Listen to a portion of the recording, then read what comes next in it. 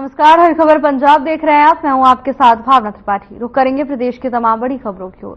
शिरोमणि अकाली दल के अध्यक्ष सुखबीर सिंह बादल बुधवार स्वर्ण मंदिर परिसर में श्री केसगढ़ साहिब में सेवा करने पहुंचे थे। 5 दिसंबर सुबह 8:50 पर सुखबीर सिंह बादल पहुंचे। आपको बता दें कि सुखबीर सिंह बादल को पुलिस कड़ी सुरक्षा के साथ मंदिर लेकर पहुंची, जहां सुखबीर सिंह बादल अपने भाषण में एक पट्टिका लेकर चल रहे थे और उन्हें वाहन से व्हीलचेयर पर तख्त श्री केसगढ़ साहिब से ले जाया गया। इस मौके पर पूरा अकाली नेतृत्व भी उनके साथ मौजूद था। तो वहीं इस अवसर पर डॉक्टर दलजीत सिंह चीमा, शिरोमणि कमेटी के अध्यक्ष एडवोकेट हरजिंदर सिंह धामी, पूर्व मंत्री सूचा सिंह लंगात, यूथ अकाली दल के अध्यक्ष सरबजीत सिंह जिंजर और बड़ी संख्या में नेता मौजूद थे। बताते चले कि कुछ दिनों पहले ही सुखबीर सिंह बादल पर हमला हुआ था और हमले के बाद वो मंदिर परिसर पहुंचे।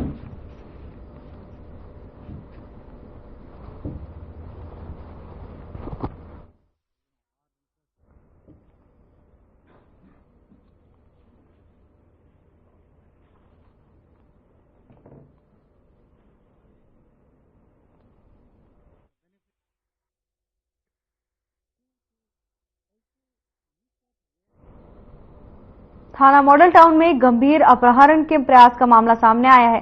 शिकायतकर्ता अमित शर्मा, जो कि कर्मसर कॉलोनी के निवासी हैं, उन्होंने बताया कि साल 2022 में नीतीश घई के साथ काम करते थे। इस दौरान नीतीश घई ने उन्हें ट्रैवल एजेंसी की धोखाधड़ी में फंसाकर जेल भिजवा दिया था, जिससे दोनों के बीच दुश्मनी हो गई। अमित शर्मा ने इस धोखाधड़ी मामले में न्याय के लिए अदालत का सहारा लिया, लेकिन इसके बाद नीतीश घई ने उसे दबाव में डालने की कोशिश की। अमित शर्मा ने आगे बताया कि नीतीश घई ने अदालत में शिकायत वापस लेने के लिए दबाव बनाया, लेकिन जब वो नहीं माना तो नीतीश ने अपने साथियों के साथ मिलकर उसका अपहरण करने की कोशिश की। तो वहीं घटना के दिन जब अमित शर्मा अपने दफ्तर जाने के लिए घर से निकले, तब आरोपियों ने उन्हें घेर लिया और नीतीश घई की गाड़ी में बैठने की कोशिश की। हालांकि अमित शर्मा ने शोर मचाकर अपनी जान बचा ली और आसपास के लोगों की मदद से आरोपी मौके से फरार हो गए।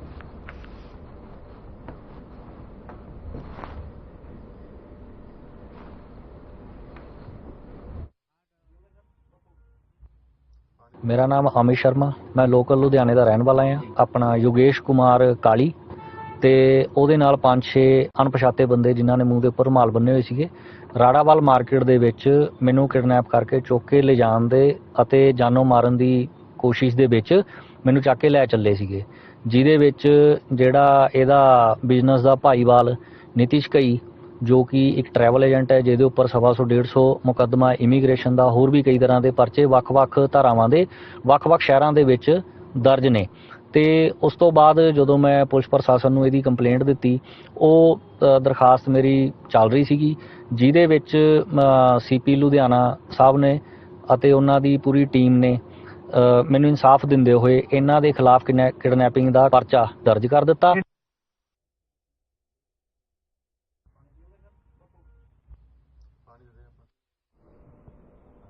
पंजाब पुलिस नशा रोकने के लिए एक मुहिम चलाई है, जिसका नाम ऑपरेशन कासू रखा गया है। इस मुहिम के तहत मोगा पुलिस ने बड़ी कार्रवाई करते हुए नशे के हॉटस्पॉट इलाकों में चेकिंग की। नशे को रोकने के लिए ये पंजाब पुलिस की तरफ से बड़ा कदम उठाया गया है।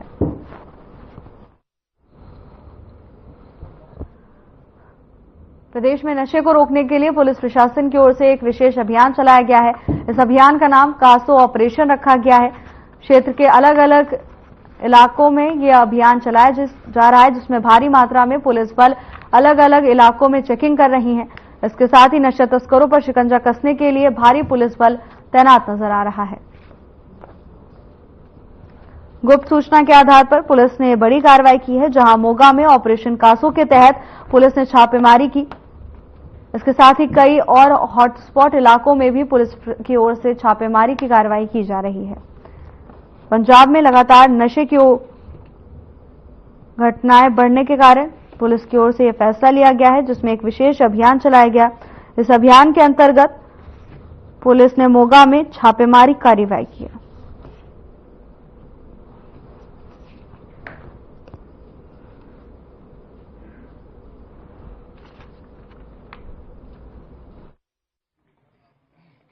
मोगा जी के दिशा निर्देशों हेठ जो नशे के खिलाफ मुहिम चलाई गई है, उसके अंतर्गत मोगा जिले के मोगा सब डिवीजन दे विच जिहड़े नशे के हॉटस्पॉट सीगे, वो 2 हॉटस्पॉटां दी अज कासो ऑपरेशन किया गया, जिहदे च एक MP ਬਸਤੀ ਔਰ ਇੱਕ ਸਾਧਾਂ ਵਾਲੀ ਬਸਤੀ, ਜਿਹਦੇ ਵਿੱਚ ਅਸੀਂ ਕਾਫੀ ਸ਼ੱਕੀ ਪੁਰਸ਼ ਅਤੇ ਸ਼ੱਕੀ ਵਹੀਕਲ ਪਲੱਸ ਕੁਝ ਰਿਕਵਰੀਆਂ ਵੀ ਹੋਈਆਂ ਨੇ, ਜਿੱਦਾਂ ਕਿ ਅਸੀਂ ਜਾਣਕਾਰੀ ਤੁਹਾਨੂੰ ਥੋੜੀ ਦੇਰ 'ਚ ਦੇ ਦਿੰਦੇ ਹਾਂ।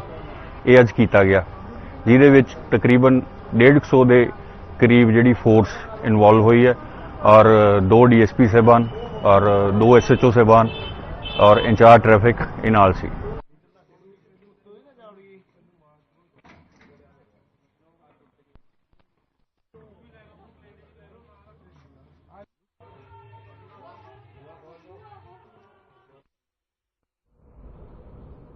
अगली खबर पंजाब के किसानों से जुड़ी है, जहां किसानों ने सरकार को 6 दिसंबर से दिल्ली कूच करने को कहा है। इसके साथ ही किसान मजदूर मोर्चा के अध्यक्ष सरवन सिंह ने कहा कि वो किसानों के हित में लड़ाई लड़ेंगे। वो आगे कहते हैं कि उनकी भूख हड़ताल को 10 दिन हो गए हैं, तो वहीं दिल्ली आंदोलन 2 को 297 दिन हो जाएंगे। उन्होंने कहा कि हम अपनी 12 मांगों के लिए लड़ाई लड़ रहे हैं, जिनमें MSP खरीद के लिए कानूनी गारंटी, किसानों और श्रमिकों के लिए ऋण माफी और देश के किसानों के लाभ के लिए अन्य 12 मांगे शामिल हैं। आज अमर अनशन का 10वां दिन हो गया और दिल्ली आंदोलन 2 का 297 दिन हो गए। जैसा आप जानते हैं, हम लोग MSP खरीद का लीगल गारंटी कानून, किसान मजदूर की कर्ज माफी और अन्य 12 मांगों के ऊपर पूरे देश के किसान मजदूर के हित में आंदोलन कर रहे हैं। जिस तरह से कल देश के उपराष्ट्रपति जी ने बोला, उनकी अंतर आत्मा जागी, और जिस तरह से आप देख रहे हैं, कल हरियाणा के DC ने हमें नोटिस भेज दिया कि हरियाणा में धारा 144 लागू है। देखिए, वहां सब कुछ सामान्य चल रहा है, लेकिन देश के किसान मजदूर के लिए धारा 144 है।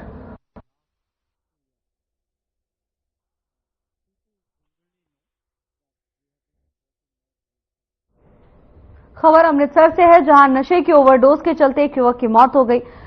युवक की मौत के बाद से परिजनों का रो रो कर बुरा हाल है। तो वहीं मृतक के भाई ने बताया कि 4 साल पहले ही उसकी शादी हुई थी और वो पेंट का काम करता था। उन्होंने कहा कि करीब 6 महीने से गलत संगत के चलते उसका भाई नशा करने में पड़ गया था। मंगलवार को सागर काम से नहीं लौटा था। सागर का भाई सुबह फिर सागर की तलाश करने के लिए निकले तो गली के खंभे के साथ सागर की लाश मिली, जिसके हाथ में सिरिंज लगी हुई थी और बाजू से खून बह रहा था। उन्होंने कहा कि उनके इलाके में यह नशे से 2 दिन में दूसरी मौत है। लोगों के अनुसार बाबा दीप सिंह कॉलोनी में नशा चरम सीमा पर है। यहां पर नशा सौदागर बेखौफ होकर नशा बेच रहे हैं।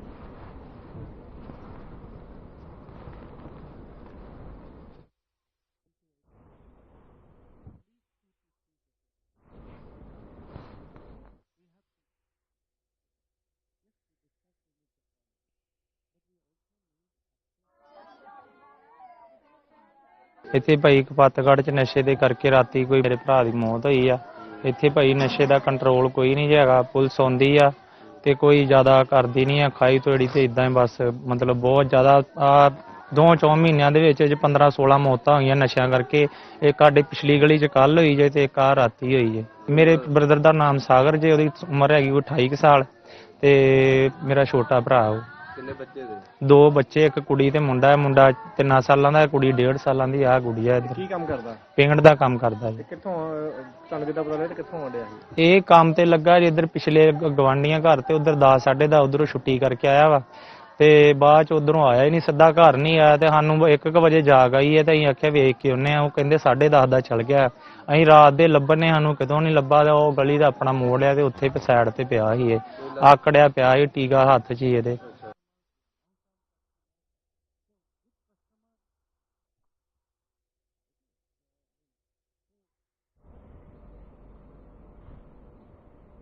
बैंक लोन ना चुकाने के कारण एक परिवार के घर पर कब्जा करने आए बैंक अधिकारियों के सामने किसान खड़े हो गए और किसानों ने परिवार का समर्थन किया। मामले को लेकर परिवार के एक सदस्य ने बताया कि मेरे पिता ने 2019 में बैंक से 15 लाख रुपए का लोन लिया था, जिसके एवज में बैंक ने उनकी इंश्योरेंस भी की थी, लेकिन 2021 में पिता की मौत हो गई। लोन नहीं चुका पाए और न ही बैंक ने इंश्योरेंस का कोई लाभ दिया। इस बीच 8 लाख के करीब बैंक वसूल कर चुका है, लेकिन फिर से बैंक अधिकारियों की ओर से घर को खाली करने का नोटिस दिया गया, जिसके बाद सोशल मीडिया पर एक पोस्ट डाली थी। इसी बीच किसान संगठन से बातचीत हुई। किसान जत्थेबंदी से बातचीत में उन्होंने उनका साथ दिया और कहा कि हमारे घर का कब्जा होने से रुकवा दिया।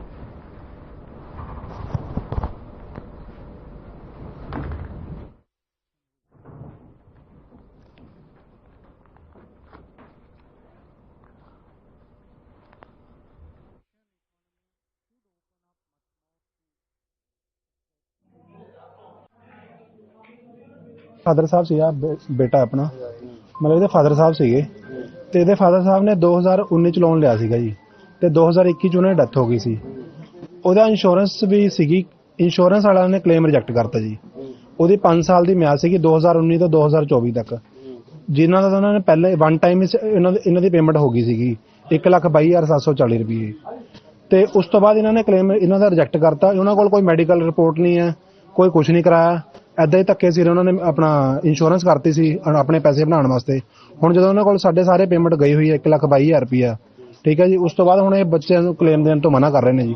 ਇਸ ਕਰਕੇ HDFC ਲਿਮਟਿਡ ਦਾ ਲੋਨ ਹੈ ਜੀ, HDFC ਅਰਗੋ ਇੰਸ਼ੋਰੈਂਸ ਹੈ ਜੀ, ਤੇ ਇਸ ਕਰਕੇ ਹੁਣ ਸਾਡੇ ਨਾਲ ਧੱਕਾ, ਬੱਚਿਆਂ ਨਾਲ ਧੱਕਾ ਹੋ ਰਿਹਾ ਸੀਗਾ।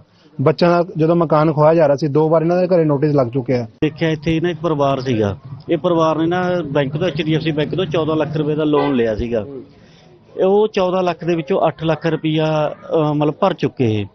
2019 ਚ ਲੋਨ ਲੈਣੇ, 21 ਦੇ ਵਿੱਚ ਇਹ ਘਰ ਮਾਲਕ ਦੀ ਡੈਥ ਹੋ ਜਾਂਦੀ ਆ। ਉਹਦੇ ਬਾਅਦ ਚੋਂ ਜਿਹੜੀ ਮਤਲਬ ਉਹਦੀ ਵਾਈਫ ਸੀ, ਉਹਨਾਂ ਦੀ ਪਹਿਲਾਂ ਡੈਥ ਹੋਈ ਹੁੰਦੀ ਆ। ਪਿੱਛੇ ਪਰਿਵਾਰ 'ਚ 2 ਬੱਚੇ ਰਹਿ ਜਾਂਦੇ ਆ, ਇੱਕ ਉਹਨਾਂ ਦਾ ਬੇਟਾ ਤੇ ਇੱਕ ਬੇਟੀ, ਜਿਹੜਿਆਂ ਦੀ ਉਮਰ ਬੇਟੇ ਦੀ 18 ਸਾਲ ਆ ਤੇ ਗੁੜੀਆ ਦੀ 14-15 ਸਾਲ ਬਣਦੀ ਆ। ਉਹਨਾਂ ਕੋਲ ਮਤਲਬ ਆਪਦੇ ਖਾਣ ਦਾ ਇੱਕ ਟਾਈਮ ਦਾ ਆਟਾ ਹੁੰਦਾ ਤੇ ਦੂਜੇ ਟਾਈਮ ਦੇ ਉਹਨਾਂ ਪਤਾ ਨਹੀਂ ਘਰੇ ਰੋਟੀ ਪੱਕੂ ਬਦਨੀ ਨਹੀਂ। ਉਹਨਾਂ ਦੇ ਹਾਲਾਤ ਬਹੁਤ ਮਾੜੇ ਆ। ਇੱਕ ਪਾਸੇ ਉਹ ਬੈਂਕ ਜਿਹੜਿਆਂ ਨੇ 14 ਲੱਖ ਦਾ ਲੋਨ ਕੀਤਾ ਸੀ, ਇਹ ਪਰਿਵਾਰ ਨੂੰ, ਆ ਬੱਚਿਆਂ ਨੂੰ ਘਰੋਂ ਕੱਢਣ ਦੇ ਲੱਗੇ ਹੋਏ ਆ ਵੀ ਅਸੀਂ ਕੁਰਕੀ ਕਰਨੀ ਆ, ਜਿਹੜੇ ਮਰਜ਼ੀ ਹਾਲਾਤ ਦੇ ਵਿੱਚ ਕਰੀਏ। ਇਹ ਮੇਰੇ ਪਾਪਾ ਨੇ ਲੋਨ ਲਿੱਤਾ ਸੀਗਾ 2019 ਚ ਤੇ ਉਹਨਾਂ ਦੀ 2021 ਚ ਡੈਥ ਹੋ ਗਈ ਸੀ। ਅੱਛਾ ਜੀ। 19 ਚ ਉਹਨਾਂ ਨੇ ਲੋਨ ਲਿੱਤਾ ਸੀਗਾ 14-15 ਲੱਖ ਦਾ ਘਰ ਤੇ ਲੋਨ ਲਿੱਤਾ ਸੀਗਾ। ਇੱਕ ਚੰਗਾ ਭਵਿੱਖ ਬਣਾਉਣ ਵਾਸਤੇ ਮੇਰੇ ਡੈਡੀ ਨੇ ਲੋਨ ਲਿੱਤਾ ਸੀ ਘਰ ਤੇ ਉਸ ਤੋਂ ਬਾਅਦ ਮੇਰੇ ਡੈਡੀ ਨੇ 2 ਸਾਲ ਲਗਾਤਾਰ ਕਿਸ਼ਤ ਭਰੀਆਂ ਨੇ। 18,000 ਰੁਪਏ ਦੀ ਕਿਸ਼ਤ ਸੀਗੀ। 2 ਸਾਲ ਕਿਸ਼ਤਾਂ ਦਾ ਹਿਸਾਬ ਲਾਈਏ ਤਾਂ 4 ਲੱਖ ਕੁਝ ਬਣਦਾ। 4 ਲੱਖ ਇਹਨਾਂ ਬੈਂਕਾਂ ਕੋਲ ਇੱਕ ਗਿਆ ਹੋਇਆ ਤੇ ਇਸ ਤੋਂ ਬਾਅਦ 4 ਲੱਖ ਇੱਕ ਹੋਰ ਭਰਿਆ ਸੀਗਾ। ਟੋਟਲੀ ਬੈਂਕਾਂ ਕੋਲ 8 ਲੱਖ ਰੁਪਏ ਭਰਿਆ ਹੋਇਆ ਆਪਣਾ। ਤੇ ਉਸ ਤੋਂ ਬਾਅਦ ਹਲੇ ਵੀ 8 ਲੱਖ ਭਰਨ ਤੋਂ ਬਾਅਦ ਜਦੋਂ ਮੇਰੇ ਡੈਡੀ ਦੀ ਡੈਥ ਹੋ ਗਈ ਸੀ, ਉਸ ਤੋਂ ਬਾਅਦ ਇਹ ਸਾਨੂੰ ਤੰਗ ਕਰਦੇ ਆ ਕਿ ਤੁਸੀਂ ਸਾਨੂੰ ਹੋਰ ਪੈਸੇ ਦਿਓ। ਤੇ ਜਿਹੜੀ ਡੈਡੀ ਨੇ ਇੰਸ਼ੋਰੈਂਸ ਕਰਾਈ ਹੋਈ ਸੀਗੀ, ਨਾ ਹੀ ਸਾਨੂੰ ਉਹਦਾ ਇੰਸ਼ੋਰੈਂਸ ਦਾ ਕੋਈ ਲਾਭ ਮਿਲਿਆ ਹਜੇ ਤੱਕ।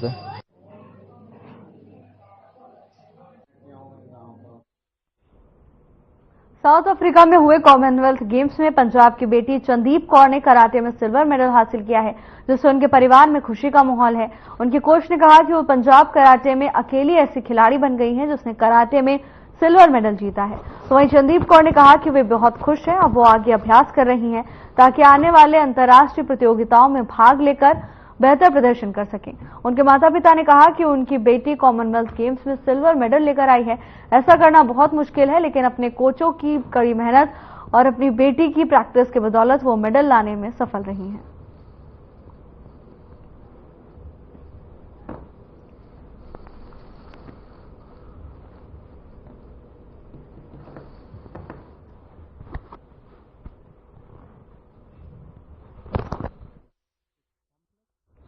अमृतसर की बेटी ने पंजाब का नाम रोशन किया है। आपको बता दें कि अमृतसर की रहने वाली चंदीप कौर ने कॉमनवेल्थ गेम्स में कराटे की प्रतियोगिता में सिल्वर मेडल हासिल किया है, जिसके बाद उनके परिजनों में खुशी की लहर है। उनके माता पिता का कहना है कि उनकी बेटी ने बहुत मेहनत की है। इसके साथ ही उनके पिता ने कोचेस की भी खूब तारीफ की।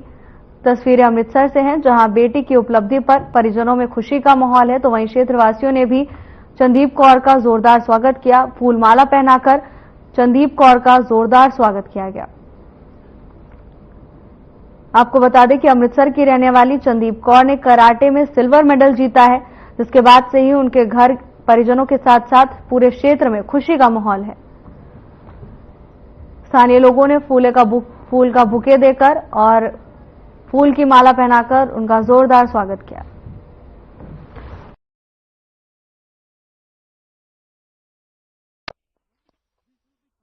मैं बहुत ज़्यादा खुश हूँ कि मेरे बच्चे ने मीन्स बहुत सारे एफर्ट्स किए, सुबह 5 बजे उठ के प्रैक्टिस के लिए जाना। इवन इसको मैंने मीन्स इसकी फैसिलिटी के लिए हमने एज ए पेरेंट्स काफ़ी जैसे कार वगैरह दे दी थी कि चलो करे कि जाए, जैसे एकेडमी में प्रैक्टिस होती है। बट वो लास्ट कुछ टाइम पहले वो ख़राब होगी, बट इसने पीछे हार नहीं मानी, स्कूटर पे काफ़ी दूर तक जाना एंड देन आना, कोई गर्मी नहीं, कोई सर्दी नहीं, कुछ नहीं देखा। इसका काफ़ी एफर्ट, काफ़ी हार्ड वर्क है इसके पीछे। डाइट का इसका ध्यान रखना होता था एंड देन प्रैक्टिस कोचेस ने पूरा हार्ड वर्क किया है। Thanks to coaches, thanks to Chand और थैंक्स टू ऑल एवरीवन। हमारी फैमिली का पूरा सपोर्ट रहा इसके साथ। और मैं यही मैसेज दूंगी कि हर कोई पेरेंट्स अपनी गर्ल्स को प्लीज सपोर्ट करे whatever she want to do in their life. मैं स्पेशली थैंक करूंगा कोचेस का, जिन्होंने बहुत ज़्यादा सपोर्ट किया। मतलब मैं सोच भी नहीं सकता था भी बच्चा मेरा इस लेवल पे जाएगा या ये करेगा, पर राजीव सर, प्रकाश सर अमेजिंग, मतलब इन्होंने बहुत ज़्यादा किया है। कॉलेज का भी बहुत ज़्यादा साथ है, उन्होंने भी बहुत ज़्यादा प्रैक्टिस के लिए सपोर्ट दिया है। तो मैं स्पेशली थैंकफुल हूँ इन कोचेस का, फैमिलीज का, जिन्होंने बहुत ज़्यादा सपोर्ट की है। जितने बच्चे हैं और भी सब आजू बाजू खड़े हैं, सबका बहुत साथ दिया है सबने। सर लुधियाने का नाम रोशन किया है। मैं तो बहुत खुशी है भी मैं बयान ही नहीं कर सकता। मेरा आप दा ड्रीम सी, इसे चक्कर च मैं 3-4 साल हो गए रेगुलर टच भी आ रहे हैं, जा रहे हैं, कोचेस ने सारा कंट्रीब्यूट करके सारा कुछ सेटल करना। ते बस होपफुली गॉड ने सुन ली ते आज ये करिश्मा हो गया। सर ये तो प्राउड मोमेंट होती है जब बच्चा खेल के आता है, कोच के लिए बहुत खुशी की बात है और हमारी इस पे बहुत वर्कआउट होती है। तो ये रिजल्ट बहुत अहम रहता है कोच के लिए भी और बच्चे के लिए तो है ही। सर किस तरह की मेहनत रहती है बच्चे की? मतलब सर हमारे एकेडमी से एक ही लड़की गई है, हमारे एसोसिएशन से भी। पूरा पंजाब से? हाँ, पंजाब से तो अभी लड़की एक ही है और बहुत अच्छा लगा, अच्छा खेल के आई है और सभी ने मिलकर वर्कआउट किया है। कि कॉलेजेस में भी और भी कोचेस ने, हमारे डिफरेंट एकेडमी है और इनके साथ भी फाइट करने वाले बच्चों की भी बहुत मेहनत है। किस तरह मेहनत रहती थी लड़की को? किस तरह? सर सुबह भी हमें टाइम देना पड़ता था, हमें भी अपने स्कूल्स वगैरह भी ऑफ करके उनको क्लास के लिए टाइम देना पड़ता था। मैं खुद एयरफोर्स में जॉब करता हूँ हलवारे में।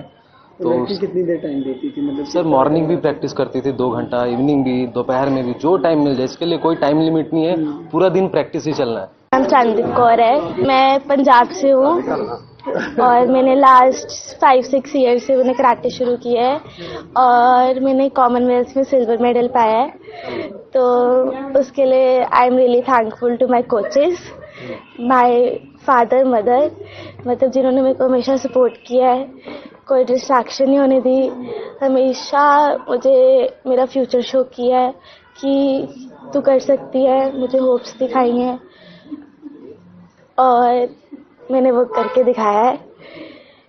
ये साउथ अफ्रीका में था, डरबन में, और वहाँ पे ऑलमोस्ट 25+ कंट्रीज थी और 25+ कंट्रीज थी।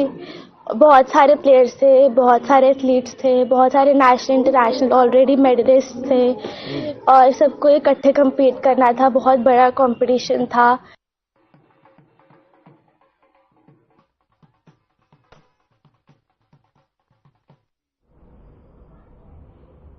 अमृतसर पुलिस ने 4 किलो हेरोइन और एक पिस्तौल के साथ 3 लोगों को गिरफ्तार करने में सफलता हासिल की है। इस संबंध में प्रेस कॉन्फ्रेंस के माध्यम से जानकारी देते हुए डीएसपी लखविंदर सिंह ने बताया कि पुलिस ने एक बड़े ऑपरेशन के दौरान 3 लोगों को गिरफ्तार किया है, जिनकी सख्ती से तलाश की जा रही है।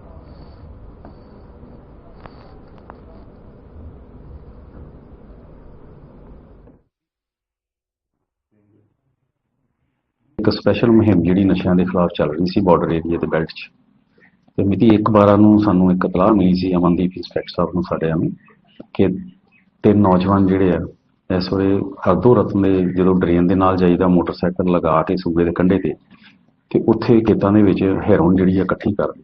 ਇਹਨਾਂ ਨੇ ਇਮੀਡੀਏਟ ਆਪਣੀ ਪਾਰਟੀ ਨੂੰ ਲੈ ਕੇ ਉਸ ਪੁਆਇੰਟ ਤੇ ਜਦੋਂ ਰੇਡ ਕੀਤਾ ਉੱਥੋਂ ਬਿਲਕੁਲ ਉਸੇ ਮੋਟਰਸਾਈਕਲ ਨੂੰ ਰਿਕਵਰ ਕਰਨ ਤੋਂ ਬਾਅਦ ਜਦੋਂ ਅੱਗੇ ਦੇਖਿਆ 3 ਨੌਜਵਾਨ ਜਿਹੜੇ ਆ ਜਿਨ੍ਹਾਂ ਦੇ ਨਾਮ ਹੈਗੇ ਨੇ ਲਵਪ੍ਰੀਤ ਸਿੰਘ ਉਰਫ ਲਵ, ਇਹ ਬੱਚੀਵਿੰਡ ਦਾ, ਸੱਬਾ ਸਿੰਘ ਪੁੱਤਰ ਲਖਬੀਰ ਸਿੰਘ ਵਾਸੀ ਚੱਕ ਡੋਗਰਾਂ ਦਾ, ਤੇ ਸੁਖਦੇਵ ਸਿੰਘ ਉਰਫ ਨਿੱਕਾ, ਇਹ ਵੀ ਚੱਕ ਡੋਗਰਾਂ।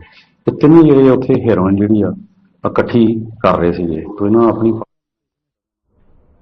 वायु प्रदूषण के मुद्दे पर आप नेता और राज्यसभा सांसद राघव चड्ढा ने कहा कि एआई नहीं AQI की बात करो। मैंने आज संसद में वायु प्रदूषण के मुद्दे पर बात की, ऐसे समाधान भी सुझाए जिनसे पराली जलाने पर तुरंत रोक लग सकती है।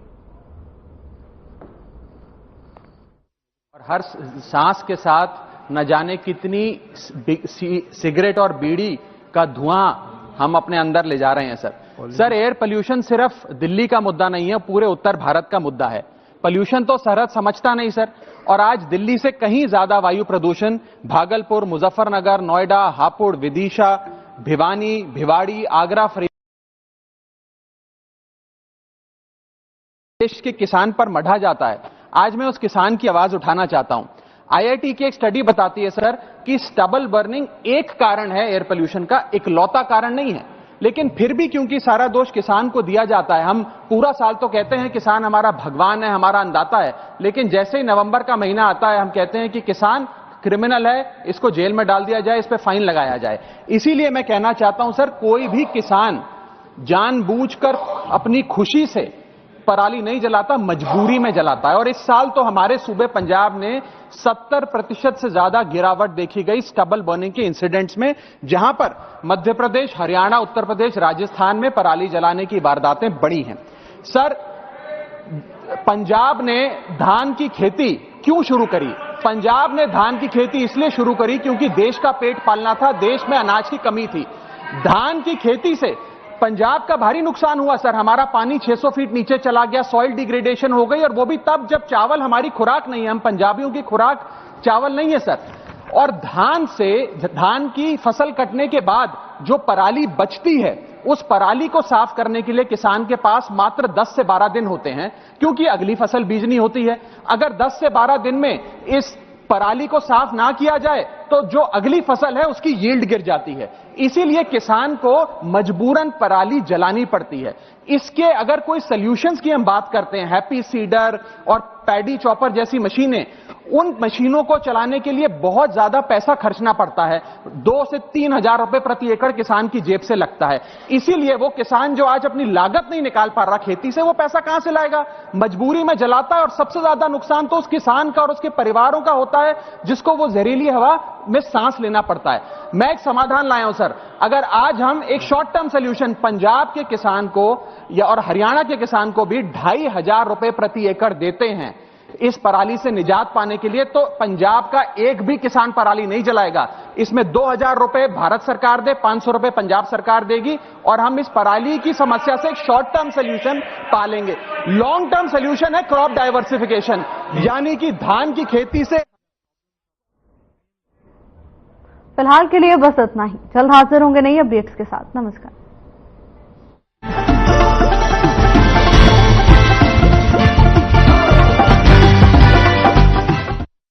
क्या